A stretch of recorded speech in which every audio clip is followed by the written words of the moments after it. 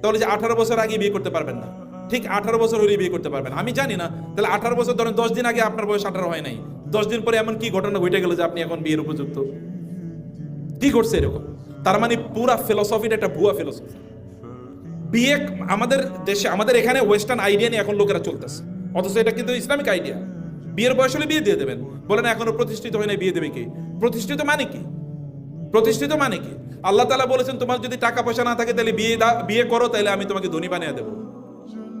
এটা আল্লাহ বলেছেন সূরাতুন নূরে, যে তোমরা বিয়ে করো তাহলে আমি কি, ওয়ানকিহুল আয়ামা মিনকুম ওয়াস-সালিহিনা মিন ইবাদিকুম ওয়া ইমাইকুম ইন ইয়াকুনু ফুকারা ইউগনিহিমুল্লাহু মিন ফাদলি সালাসাতুন হাক্কুন আলাল্লাহি আউনুহুম। তিন ব্যক্তিকে সাহায্য করা আল্লাহর দায়িত্ব হয়ে যায়। তোমাদের কেউ বিয়ে করলে তাকে সাহায্য করা আল্লাহর দায়িত্ব হয়ে যায়। এখন আমরা বলছি না, বিয়ে করানো যাবে না, কারণ এখনো বয়স হয়নি। এটা কি হয়েছে? এবং বিয়েটাকে যত জটিল করা হবে, জেনা তত কি হবে, সহজ হবে। এবং তাই হচ্ছে কিনা সমাজে।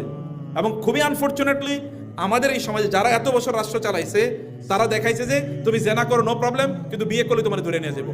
18 বছর হয়েছে, 18 বছর আগে কেন বিয়ে করলো, এই কারণে পুলিশ ধরে নিয়ে গেছে। কিন্তু 9 বছর 11 বছর একটা মেয়ে তার কথিত বন্ধুর সাথে হাত ধরে পালিয়ে চলে গেছে, গোটা বাংলাদেশ অস্থির হয়েছে। কি জানো, সুবানা কি জানো, গোটা বাংলা 11 বছর একটা মেয়ে। এটা নিয়ে রাষ্ট্রের কোনো মাথা ব্যথা নেই, সব মাথা ব্যথা কেন 18 বছর আগে বিয়ে করলো। হালাল কাম করলে অসুবিধা, হারাম করলে কোনো কি নেই, সমস্যা নেই, ওটা সেলিব্রেশন। এটা একটা জাহিলিয়াত কালচার তৈরি করে গেছিল একদল লোক। এগুলো থেকে আমাদেরকে অবশ্যই আমাদেরকে মুক্ত থাকতে হবে। আপনারা বিয়ে করবেন, তবে বিয়ের জন্য উপযুক্ততা অর্জন করা দরকার, এটা আমি আপনাদেরকে নসিহত করব।